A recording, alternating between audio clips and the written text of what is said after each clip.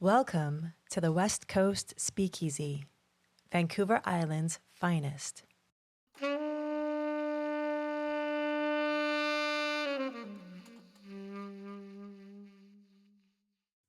Welcome to the West Coast Speakeasy, everyone. I've got Nash Park with me here today. He's a stand-up comedian in Victoria and one half of OK Dope. They're going to be taking over the former Logan's Pub location as their own comedy club, either next month or in September, which is really exciting. So thanks very much for coming, Nash. No, thanks for having me. Yeah. You have a wonderful home here. Oh, thanks a lot. Wonderful home. That's awesome. So yeah, really exciting times. And I think maybe before we get into exactly what you're doing with this space, do you want to just tell everyone how long you've been doing comedy for and what you guys at OK Dope do? Yeah, I think I started sort of early 2018, and then 3 or 4 years of that, and then I kind of started OK Dope, and then started producing shows, and then met Alex, and then started doing shows in Victoria regularly, and then we also have an improv sort of comedy school as well, where Alex teaches classes, and we have a couple other teachers as well. Yeah, that's about it. And then you guys have been doing like multiple nights at the Mint for a while. Yeah, so we've been doing weeklies there, I think, for 3 years. We were going into our 4th year, and then now sometimes we were doing 2 nights, so Fridays and Saturdays, right, as well. When the dates were available, we were gonna move to 2 days a week before we started to work on this venue. So right, yeah, cool. And it seems to have gone well and been pretty successful from what I can gather. The Mint shows? Yeah, we've been very lucky. Yeah. Especially it's been a slow build. Like definitely that first year. We were doing monthly shows, then 2 shows a month. And then weekly. So it's slowly built and it's been nice. Yeah, very lucky. Very lucky to be just because I remember early days. Sometimes you get 20 people out. Sometimes you have to cancel a show just because of lower ticket sales. But now it's pretty rare that we have to do that. And if it is, it's because, there's a large event in town. Yeah. That's sort of drawing people out, which is I'm okay with. Right. And are you doing your own, because you do your own little tours sometimes as well, right? Yeah. So there's kind of 3 legs to OK Dope. There's like the Victoria shows, the school, and then the tours, the runs. So I have this season will be 3 monthly runs, and then one that we'll do I think 4 times this year. So in Vancouver Island, the Okanagan, Northern BC, and then the Kootenays. Right. So I'm just in the process of booking all those right now. Actually, so it's a busy month for me. So so that's about 120 shows just on those runs this year. Oh wow. And then then plus the club shows. Yeah, we're gonna have over over 300 to 400 shows this year. Holy shit, that's which crazy. Which is crazy. Yeah, I didn't really do the math until the other day, and I was like, okay, that's why I have heartburn. So yeah. And is that all? That's all you, or were you with other comedians as well? Yeah, so that's so I'll book other comedians. And I was going on the road and sort of running the shows, sort of working the door and all that stuff. But it's too much to do now for one person. So now I have I have a little roster of comedians that are producers and hosts who go on the road and kind of run the tours. Oh, cool. As well. So this year is the first time I'm just upping the frequency of a couple of the runs. The Northern BC one wasn't monthly, so we're trying it monthly this year. And then seeing if this sort of model works. And then if it does, I'll just kind of hire more people and just sort of expand east. And the dream is to have like a whole network of shows from here to basically the East Coast is sort of the plan. Wow. If we can make it work and if it doesn't age me rapidly. Yeah. I think like, Don't Tell Comedy. Yeah. I think they have that kind of model, right? Where they run like hundreds of shows even a week, I think. Yeah. It's, they do a lot. So Don't Tell's Don't Tell's a different formula where they don't tell you where the location is. Okay. So it's all pop up. Yeah, you buy the tickets before you even know who's on it or where the location is. You get a location the day of, right? And then you go, and they're very fun. I've done a lot of Don't Tell shows. Okay, cool. In Vancouver and sometimes here. Yeah, there are some producers that come over and like we've done one in our office. Oh yeah, we've done a couple in our office. They're great. Yeah, they have a great sort of formula, and they've got good branding and a good following. So it's pretty easy to sell a Don't Tell show. That's all mostly American though, is it? I think they're based out of LA. They started in LA. But what they do is they kind of reach out to, you can just apply to be a producer. Oh yeah. So if you want, like you could even do it. Right. I think you need kind of a vouch from somebody already in the system, and Mhm. then then you can just put on shows and book them, and then they'll do all the ads, and then they'll pay everybody. Oh really? And then Wow. I don't think it's not huge money, but Yeah. it's it's decent if Yeah. you can do it consistently. Right. And they're doing a bunch of legwork for you too. So Yeah, yeah. yeah. So they've got a great model on that. It's very, they don't really have to run much. Right. Well, they Okay. do, but Yeah. it's they have a good system that can support it. That's cool. And Yeah. like, how have you found the demand for all your shows, like Northern BC and sort of more like, smaller locations or? Yeah, so the whole idea came from, I did a show in Campbell River with some buddies, and it was at this restaurant called Sessions Tap Room, Mhm. and it's a very lovely place, very lovely people that run it, and it was so fun. Like it fits about 55 people, Yeah. but so fun. It was me and two other comedians went up, did it, and at the time they just kind of give you the whole door, Mhm. and I just couldn't believe. I was like, all these people came, they paid like $30 a ticket, like that's Yeah. just a lot of money. Yeah. Yeah. And I was like, this seems and then the next week I'm from a small town up north called Terrace, Oh yeah. and I went up Yeah. there the next week just to visit some family by Mhm. coincidence, and I was like, I think you could just do this here. Yeah.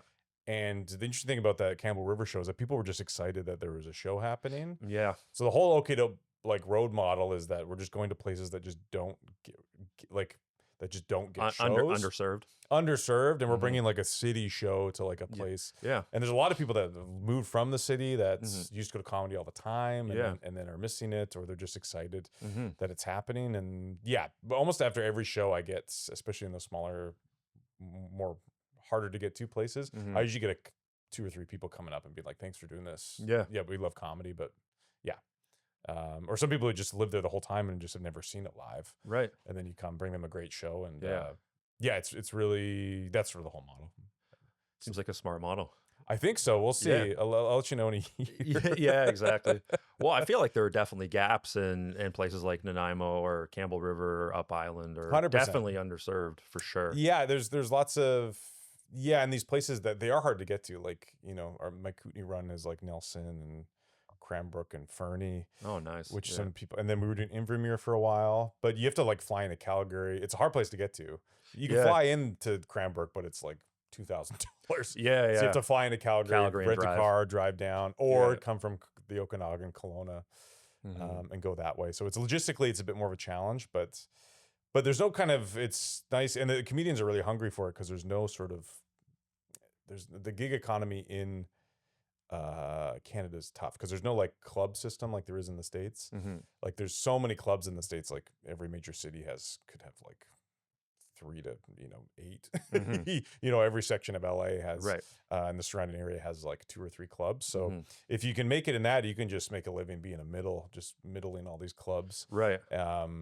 But there's just nothing, like there's just not the population in Canada to Mhm. do that. So what I'm really trying to do is just build an economy for comedians. So eventually, the dream is they can just come start a run in Victoria and then just do runs sort of all year. They could just go east the whole time, and Oh, right. And it's all like planned out. it's all planned out. It's Mhm. all booked and handled. Mhm. And I always try for my shows that it's just as frictionless as possible on everybody involved, Mhm. and just easy and fun, and the shows are great, and and they're run the best I can run them. Mhm. And I think that's sort of how we've been able to sustain this a little bit. Just because sometimes you see some comedy shows that aren't very well produced, or the comedians aren't as strong as they probably should be Right. in the venue they're in, and it can be quite a horrible experience for everybody For everyone involved. So I always try to have the highest quality show possible, as far as like even the booking, putting what comics with what, the way the room's set up. We bring a whole PA system, light, and really try and make it Mhm. as best comedy show as possible. You bring that with you guys, the PA system? Yeah. Yeah. So we'll bring the whole system with us. So again, that's a part of the frictionless for the venues, especially Mhm. because the venues have to like not only talk to us, but then provide it. Basically, if we can make it as less of a headache as possible For them, yeah. for them. I worked in restaurants as well, so I kind of know it can be really annoying to have a demanding Mhm. band or any sort of performer come For in. sure. Yeah. So if I just basically tell them, I was like, we'll take care of everything. Mhm. We'll just fill it on a Wednesday. Yeah. And they're like, great. They just share it on their social medias and then And that's it. Yeah. take care of everything else. Wow, that's cool. Yeah, sort of the model. Mm-hmm. So hopefully that all works out for you guys. Mm-hmm. That's awesome. So with Logan's then, when did you seriously start thinking about your own venue? Yeah, I think it was like September of last year. I think we were driving by and Alex was like, I think we should. She's like, that Logan's is available, and because I don't know if you remember, there was like the bar side, restaurant side, which is now a liquor store, but we never knew what really happened to the other side. Okay. Those of you who don't know, there was like a showroom where bands used to play and like a pool table and stuff. And then so she's like, we should just go look at it. And I was like, okay. And then I was pretty skeptical because, especially building this business, it's been a bit, just building any business, a bit stressful financially. Yeah, totally. And so I was, and then I recently, I had got divorced, I think 3.5 years ago now. So it was just a very stressful time. So I was just trying to I was just finally coming out of all that smoke and was wanting just some stability. And I was like, I don't know about this. So we went and looked at it and I was like, fuck, this is really nice. And it's kind of the perfect comedy room. And then I was like, okay. I was like, well, let me go run the numbers and see what is possible just on the numbers we're doing at the Mint as far as bringing people in. And then I ran the numbers and then based on sort of the general overhead. And I was like, fuck, that could really work. Yeah. And then we went and looked at it again. And then we really started like, okay, well maybe let's do this. And then we were going to hire this person I know who ended up being our third partner. She's sort of not a silent partner, but a non-attention seeking partner. Right. But we were just going to hire her to consult for the food. And then we just had a couple of meetings about it, like for her to help set up the kitchen and stuff. But we were just having such a fun time hanging out. And she's a little bit more A-type. And I don't know a lot about, she's run restaurants for years and stuff. So she's, came on as a third partner and is kind of handling all the food side. So, oh, nice. So our job is to we'll get butts and seats and then she'll feed them and get them drunk. Nice. So, yeah. And then it's just kind of gone from there. And then, we got possession in January. And we've just been, going as fast as we can.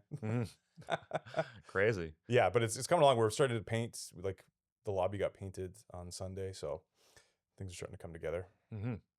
Very cool. Yeah, it's exciting. Yeah. And are there like design choices and things you had to do during the reno that like specific to a comedy club that people might not really ever think about, but that you've had to deal with? I think so. Yeah. That's what's actually so exciting about this is that I didn't realize the skill that I would get out of all of this Okie Dope stuff is being a producer. Like I did the whole thing just so I could get stage time, but the real skill that I've really developed, obviously I hope I'm a better performer, but as well as producing, like I feel like I can take sort of any room and then make it the best it possibly can be for a comedy show.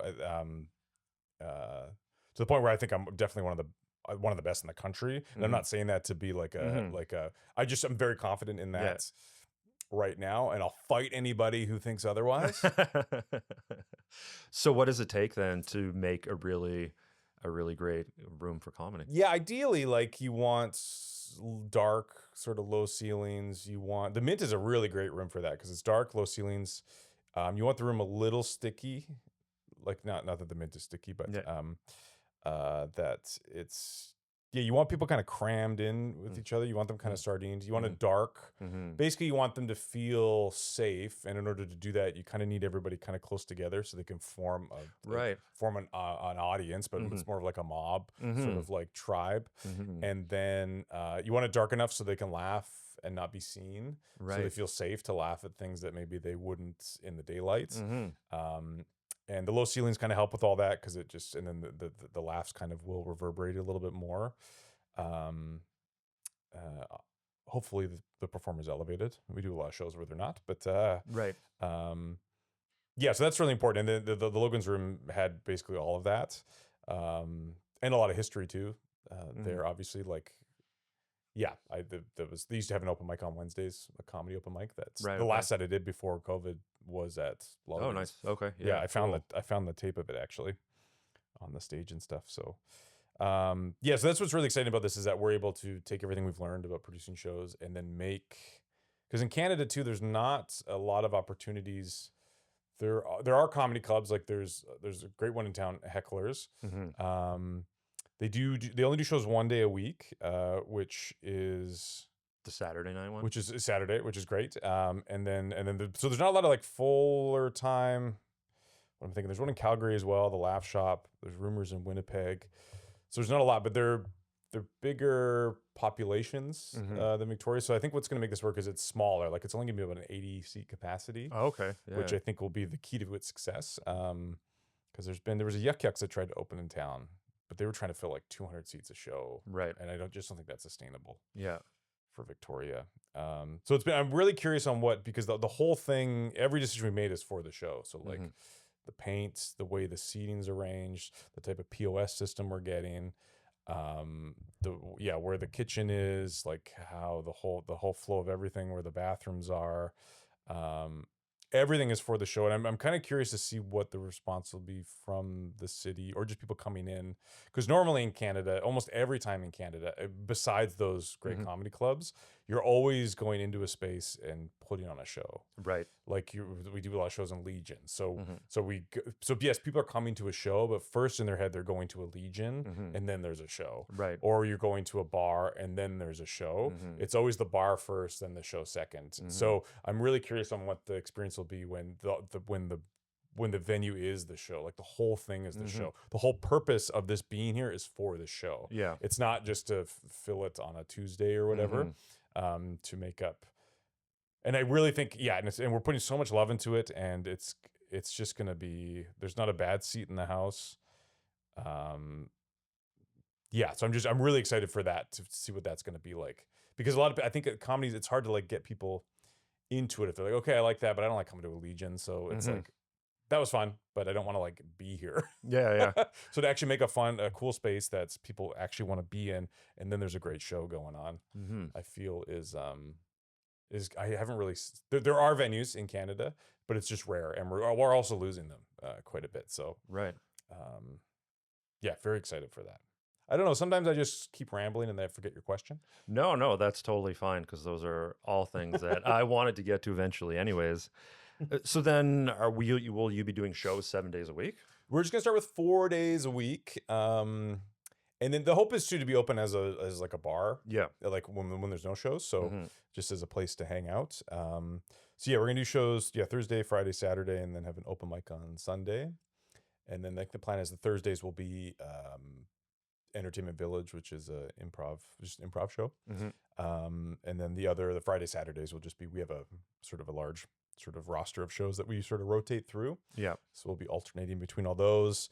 But then again, it's all dependent on the response from the city. So if we can be open for Wednesdays for like a stand-up night, we will. We'll do a karaoke probably. Right. Maybe some bingo nights and that sort of stuff. And then also have some, after the shows, we're thinking of like having just some chill jazz or music just in the background. Yeah. So it'd still be a good place just to come hang and have a drink. Yeah. And stay after a show and don't leave and spend more money. And And so do you have plans for Canadian comedians to come, or like international as well? Or what are you guys sort of thinking there? So there'll be a lot of definitely Canadian ones. It's all interesting. Yeah, I am curious too, because right now we're just getting the money from the tickets. So we haven't actually, we don't normally we don't get any cut of the booze in any of the venues we work with, which is totally fine. And so I'm curious, we'll have a bit more money to play with. So the hope is to get some access. The interesting part, it's small. So to bring in a big act is probably not the most realistic. But what we're trying to do actually is develop, I've been talking to some comedians, I don't want to say their names because I don't want to, count my eggs before they hatch, but they come in for a residency. So they come in from Monday to Sunday, and they can do.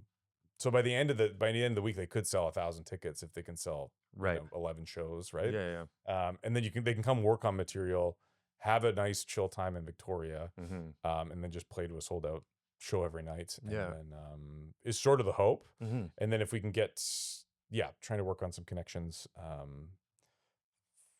In LA and stuff. So it's sort of like C to B tier comedians, obviously not like the John Mulaney's Yeah, or, of or the course. crazy, Yeah. but people who want to work on material and just want to be in a good club and are just working on the craft can come just for a week or however long they want, really. Mhm. And they just do shows every week. That's sort of the hope. That's my goal. That's sort of what I'm thinking, to get bigger names in.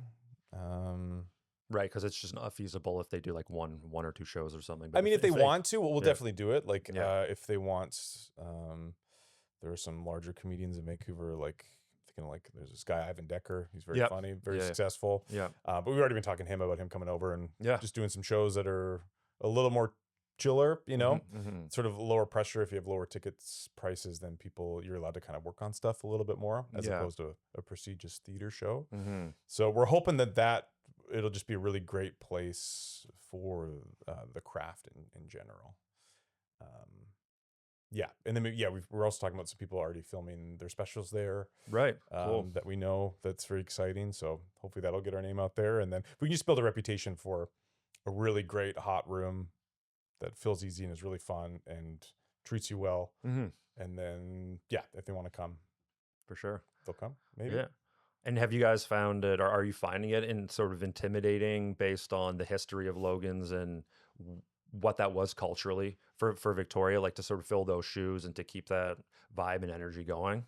I think, yes and no. Again, I wasn't like, I did live around the area and I did go to Mhm. Logan's a lot, but I definitely wasn't part of the very distinct culture that was Mhm. there. It's different. Like, it's a completely different room. Yeah. We're kind of redoing, although it was just basically like a black box of a room. Yeah. So it is just a different thing. So I'm sure a lot of people will be upset or kind of disappointed, but it's also kind of out of our hands a little Oh, bit. totally. And you Yeah. have to like make it your own, and Yeah, it's and if like they the wanna- next iteration, right? Yeah, I think what I want people to realize is that we are putting just as much love into what we're doing as what Logan's used to be. Mhm. It's going to be a different thing, but our hope is that the same outcome, and that we'll build a community that just loves to be there and wants to support it, and trying to build a really cool thing that people. Yeah, and I mean, and if it's the only location in town, really, that's like more or less exclusive to comedy, then you're kind of at the forefront in a lot of ways, and can hopefully build out that atmosphere or that community, right? Yeah, and and we're aware too. It's not going to be like stand up every night. It's Mhm. we do a lot of improv. Yeah. And we have a lot of so there'll be a mixture between improv and stand up, and sort of any other show we can kind of find that's sort of funny. We have like a game show we do that's very much inspired by all the stuff that Dropouts TV's doing, and we have like a blind date show. Right, I was gonna say the dating one. Yeah. That's our most popular one by far now. Really? Yeah. Like you'll sell it like a week and a half before. Yeah, right. Nice. Yeah, haven't been to that one yet, so It's should really check that fun.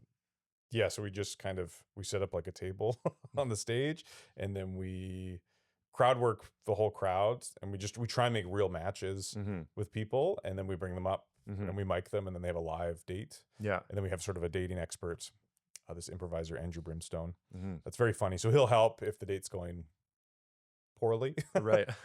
And he'll also be funny if it's going too well. And there's been I think there's like 4 couples out of it already. Yeah, right. Which Cool. is pretty crazy. Yeah. And then we also have, what else we got?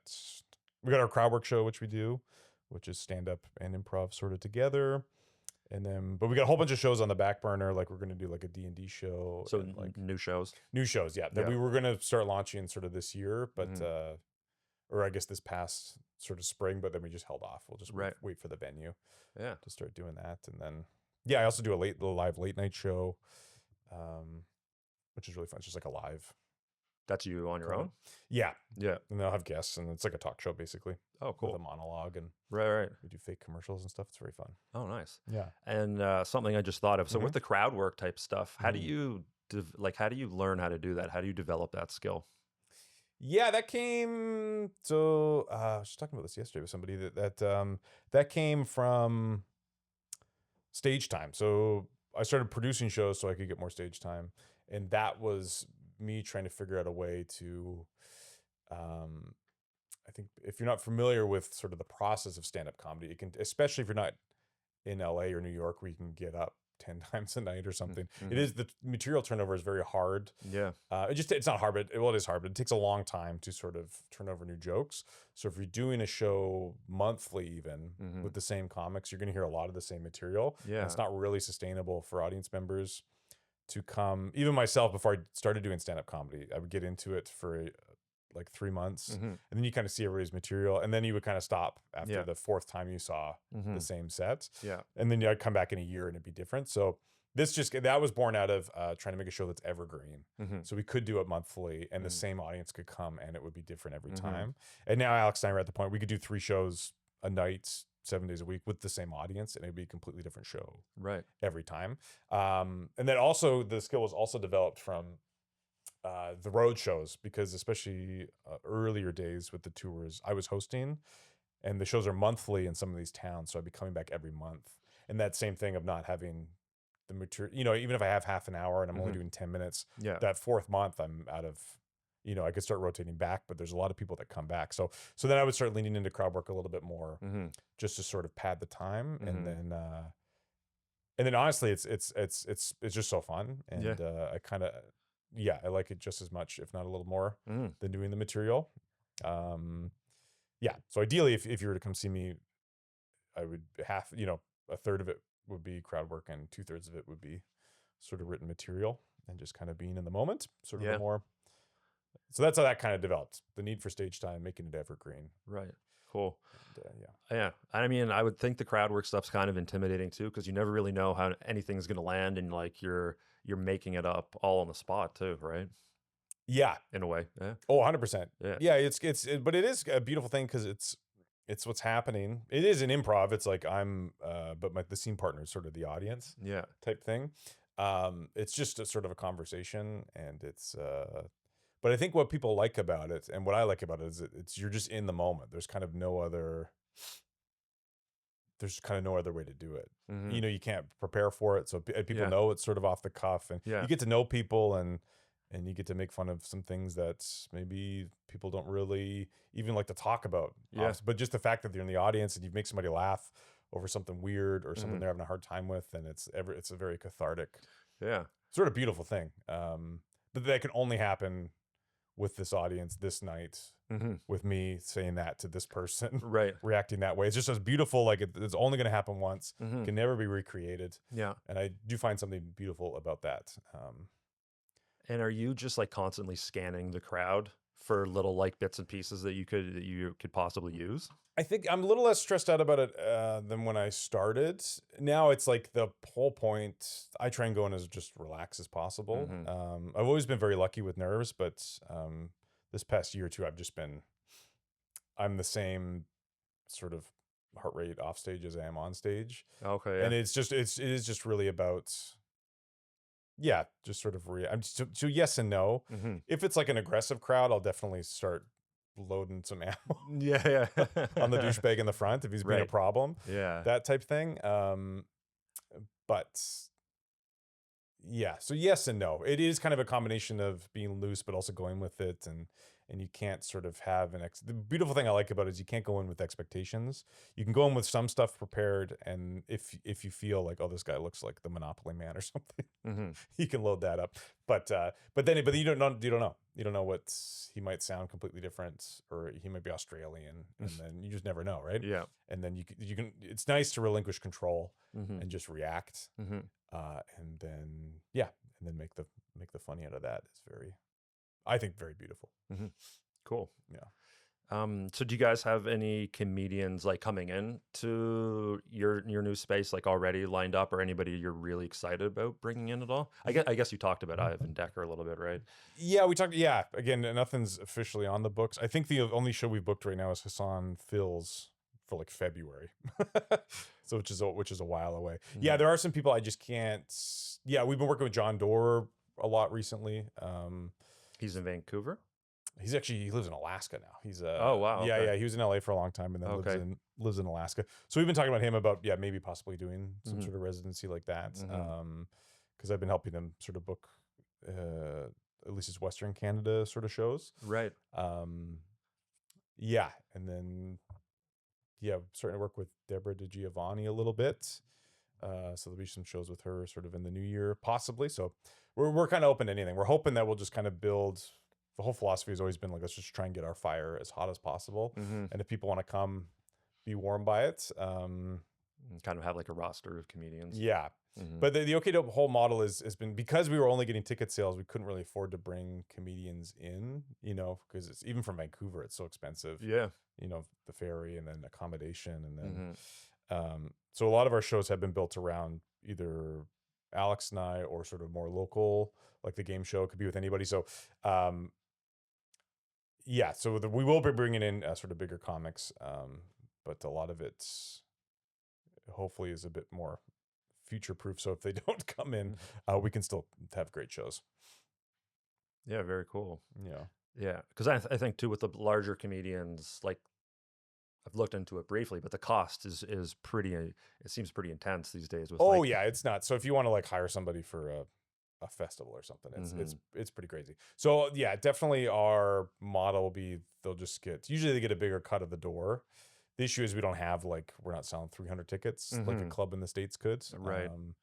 I think Heckler's is like 150, or I think the Laugh Shop is about 300 in Calgary. So it'll definitely be like, we're hoping that's why we multiple days, and it's a wonderful space where they can work on stuff. Sort of will be the appeal for those bigger acts. Yeah. And hopefully if they love it, then they can come back every, year and a half, 2 years. Right. And sort of work on stuff. And if there's new material, then it kind of like keeps everything fresh, and people are gonna want to come back and see the same. It's the exciting same too, right? especially if you're a fan of comedy, and there's a lot of people who are just excited to come out and just see whatever it's just like watching your favorite musician. It's like, can I try some new songs? I'll be like, yeah, let's hear it. We want to hear it. So so hopefully that will be the appeal, at least for the bigger names. And I think it'll be a really great room, made by comics for comics. So hopefully when they get in there, they'll kind of see. Right. And word of mouth will spread. Yeah, for sure. And then John Mulaney will cancel all of his dates. And is there going to be like a sort of locals night, or just for local talent, sort of exclusively? So we'll have an open mic on Sundays, and then we're talking about Wednesdays, because Philip's comedy night just ended at the Mint. So we've been talking to them about maybe doing it at our space. And if that doesn't work out, then we'll have something that's kind of similar with sort of local comedians, local showcase, so to speak. And that'll be nice too, because then if an out-of-towner comes in, they can still headline that, and that's another gig for them. And their Entertainment Village show, which is an improv show, that's improv based on a stand-up comedian. Yeah. So a stand-up comedian will come in, do 5 minutes, and then that'll inspire the improv, and they'll go back and forth, sort of for the whole show. So that'll feature a lot of that already features a lot of locals, but that'll be a weekly show, so there'll be a lot more of that as well. And that's the one that you and Alex do together? No, that's this is the troupe Alex had before I even met her. Oh, okay. So they've been I think it's the longest running improv show in Victoria. I think they've been going like 10 years or something. Right. Okay. Yeah. And yeah. So and then the Fridays and Saturdays, if all goes like amazingly well, like the dream is like after we do a show on a Friday, then there's just a stand-up show from 11 to midnight. Right. Every night, if we can do it, if people just kind of stick around, and the covers like be $10. Yeah. Right. Come in and it's happy hour, and and then once we get to be open a bit later, it'll just be till close. Ideally. That's the dream, but I'm trying not to keep my expectations low. Right. Yeah. Well, I've noticed that, even the Phoenix down the street, they're now doing like a comedy open mic, and other people are clearly trying to get into it. But how challenging is it for local comedians right now, do you think, just to be able to get like noticed, to get the word out, to gain exposure? Yeah, it's definitely, comedy is interesting in that it's very much an meritocracy. That's the right word, right? In that if you're funny, it doesn't really matter. So it's just about getting to be as funny as you can. Not as quickly as you can, but so it's not even about getting, if you just put your head down and do good work, eventually you will get noticed, and you will, because as producers, I don't think a lot of comedians really realize this, or people in general, that it's just a bit chaotic behind the scenes. So we just want the shows to be good, and we want whoever on the shows to be reliable and sort of consistent. Like not a crazy person off stage, and consistent on stage is kind of all we're looking for. If it's a risk, if you're a risk, either like you're bombing half the time, or your material's a little too hard to deal with for the general public, you're kind of just a risk to the show. Right. But it's just all about getting consistent, and then that'll kind of get you noticed and then booked on shows. Because I just want the shows. I want it to be easy, like so. And but yeah, there's two open mics with Phillips gone. That's a pretty big blow to the scene. But we'll hopefully make that up when we open. Why do you think they canceled that? I think. Yeah, I'm not entirely sure. Yeah, I think there's some stuff. Yeah, a lot of things going on behind the scenes. Right. Yeah, not even personality wise, but I just mean, I don't know what it's also a business too. So if nobody's coming in, right. Yeah. You know, I think the ticket sales were declining a little bit, but it's also summer too. I don't know. I don't really want to speak to it. I don't really know. Right. Well, one of the things that's interesting, just when you were talking about, like, it doesn't really matter how funny you are, and I guess just like the amount of effort involved in getting yourself out there. I mean, I've noticed too with a lot of even some of the top comedians that are like super famous, you might see their stand up, and like I think it's like fairly average in comparison to like someone I've never even heard of before. Right. Like I find that actually happens a lot. It's that like the top tier guys or people, I don't necessarily even find them that funny, but that you can have all kinds of either no name or just like much less well-known comedians that are just hilarious, and that'll be the first time you've ever heard of them, right? Totally. Yeah. There's a lot of people. There's a lot of really funny people out there that that you just don't know, and that have been working really hard and have a really great material and a really great act, and it's also tough too when if you see comedy live, because it's really hard to capture the energy. Like the best case scenario, maybe you can capture 50-60% of what it actually feels like in the room. So to be in a room, I get a lot of people, it's just different. So I imagine if you saw some of those bigger comedians in person, it'd be a much different experience. I'm assuming you're just watching them online, or right. Yeah. Or like their specials on Netflix. And then people are like, comedy's not really for me, but it's a very different, it's kind of, the whole point is actually to see it live. That's sort of the whole, that's sort of the whole craft, the whole art form, whatever we want to call it, is a live thing. The recording of it is a bit of an unnatural representation. People do it because it's a good way to get known, and then they want to obviously produce a product at the end of this. But before all those specials and stuff, before George Carlin and Louis C.K. really started doing more specials, it was people just had an act. Yeah. And that's all they did. The act kind of just slowly new material got added and stuff got out. And it was just sort of this ongoing, sort of constantly flowing thing that was you could only see live. So I get people a lot, especially on the road. They go, I've only ever watched, I love comedy. I watch it on Netflix all the time, and I've never been to a show. And they're like, this is way more fun than I thought it was going to be. Right. Yeah. It's, yeah, I don't know if that answered your question, but well, I think so. Or maybe just in that the experience is, and then maybe you were saying that some of those top tier comedians, when it is live, the experience could be a lot different. Comedy's a weird thing too, because you're also going in as an audience member. You're going in sort of aggressively, because it is sort of like, it can be a very uncomfortable thing if it doesn't go well. So you kind of go into a show, or you're watching Netflix, to be like, especially on Netflix when you have 10,000 other things you could watch. You go in to be like, all right, make me laugh, make this worthwhile. Yeah. So already you're going in with these expectations of,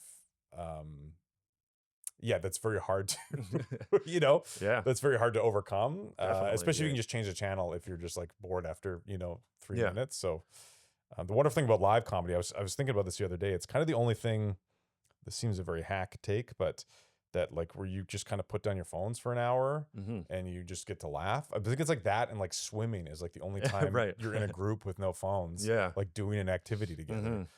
Music, everybody's got their phones out, like or you're looking at your phone, you can look at an email while you're listening to YouTube or whatever, wherever you're at. Comedy, you can do that, but it really it does, you either get called on it or you get asked to leave. Yeah, Or like, yeah.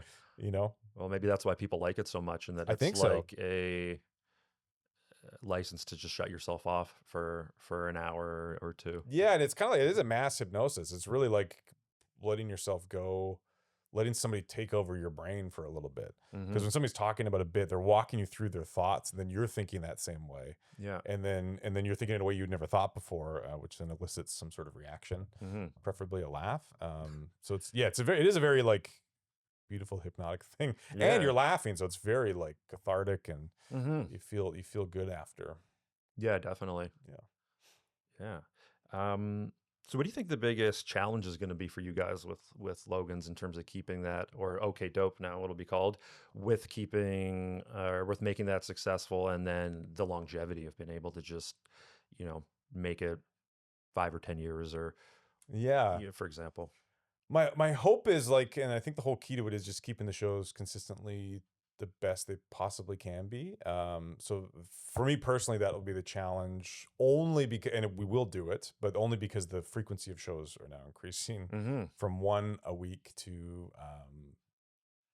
4, I guess you were saying. 4. The open mic and stuff will just kind of run itself, but the other ones do require some bookings and some sort of consistency, and doing it in a way where at the moment Alex and I are pretty crucial to being there and making sure it's running. So right away we're going to start to bring other people on, and just so if Alex and I need to leave town, or if I need to go on tour or something, or if we just want to have a night off, that we can do that. But training people and making sure that so basically anytime you can come to you can come to every night, and every show will be a 10 out of 10 experience, and a different experience. That's the whole reason for our rotating roster of shows, is that they're all the shows are very different from each other, but still a wonderful experience. So for me, I think that'll be the hardest part, is just the workload's going to quadruple. But the logistics of it all. Yeah, a little bit. But if you plan far enough ahead, it'll be fine. And this is kind of all I've been doing the last 4 years. So So you're like pretty well versed now. Yeah, even looking at this, I'm currently booking those tours, and I was like, how many shows are these? And I added them up. I was like, okay. I was like, well, we'll get through it. It's it's kind of the thrill, and the fact that nobody else is. That's why I don't think there's anything like us at the moment, is because of that logistical sort of hurdles. And the challenges. And if that's what's keeping us sort of separate from everybody else sort of doing it, the logistical hurdles and the quality of the shows. They're just great. So if you see our logo on something, we just want you to trust that. And you can come, and it'll be a great time. Worth your money for sure. And if not, we'll just refund you. Well, I think people do. Definitely. But having that variety, and they're like totally different, really interesting. It definitely seems like that's what you've kind of need to do in order to, especially in small. It's that evergreen thing. So even if we're trying not to do this, but if there's a crowd work show, then a game show, then an entertainment village show, then the dating show, Alex and I can be on those. One of us can be on any of those shows, or both. We can have the same sort of roster of comedians, but it's a completely different experience. For everybody involved, just because it's a different show. And we work really hard at that. Like every show, we're always debriefing what could be better, what went well, and we're kind of cutting things that don't work. And like even the dating show or the game show too, big example, there's a lot of writing involved, and sort of the show flow and how it feels. Are people getting bored? Do we need stronger performers on them, or can we do we need better writing, or like what are the weaker points here? How can we cut the fat and just make everything great? Dating show's we just kind of figured that out, which is nice. But that's an odd show just because it's a bit of a different rhythm, tension wise. But it's really fun. And something that people probably aren't that used to, really, comedy wise, right? And it's fun too. And people like that dating show in particular, people come out and they dress up, and there's like a buzz, and people are there to like meet people and have fun. And then so we're very blessed. Then people kind of let us have dates on stage. And it's a crazy thing when a date's going well on stage. It's because sometimes Alex is really good at matching people up, but sometimes you can tell right away it's like they're nice people, but it just might not work. But when it's like going well and they're like flirting, they kind of forget the crowd's there, and everybody's like, oh my God, it's happening. The whole room's like, oh, it's happening. Look, it's happening right now. And then, Yeah. Things might get exciting later in the Yeah, night. yeah, totally. Yeah. Yeah. And so for local comedians here, do you think there is like a pretty decent opportunity locally, just in that there aren't that many comedians that are super well known living here right now? And yeah, what do you think like the opportunity is in Victoria? Yeah, Victoria's, yeah, the scene is small, but it's mighty. I think right now we've got 2 or 3 open mics, and yeah, it's definitely, you definitely living in Victoria doing comedy, and if you want to sort of, you do have to eventually leave for a little bit. For You sure. either Yeah. do shows on the road or go to Mhm. different cities. Mhm. Yeah, I always recommend that. Yeah, go to Vancouver for a week. Yeah. Go to Calgary for a week, do some shows, and Mhm. then it's, yeah, and it also depends on what people want to do. There's a lot of people who it's just kind of something they like to do. It's like playing guitar. They go Right. do Yeah. it. There are some people that are more ambitious. Mhm. So it really depends. I always constantly trying to reevaluate what sort of success is, and if I'm feeling jealous of somebody or my ego's getting in the way, I try and do a little bit of a reset to be like, Mhm. what do you actually want out of this? Yeah. Because it's very different to pick something and do it in a way that you're being fulfilled, as opposed to, I just want what that guy's got. Yeah. I want this, or I Mhm. want that show, or Mhm. comedy in particular can be very dangerous, not only because of the personalities that start to do it. Mhm. You're automatically a little damaged in some way, um, and you're usually trying to prove something to somebody. Yeah. You think so? Yeah. And then all of a sudden, then it can also be very competitive, and you're with people who are getting stuff that you're not, and you're like, why Mhm. aren't I getting that? And Right. it can be very, if you're not sort of have a good relationship with yourself, it can be very toxic, and kind of not good for you, Right. I feel. And if you're not doing like multiple shows, like you guys have all these different ideas, either you're Mhm. sort of quite small, I imagine, but if you start to get some success, like there can be a big gap between people in terms of their success levels, right? Yeah, there's definitely, it is interesting. The COVID kind of split it out. So the sort of the class that I came up with, or who was sort of working at the time, Yeah.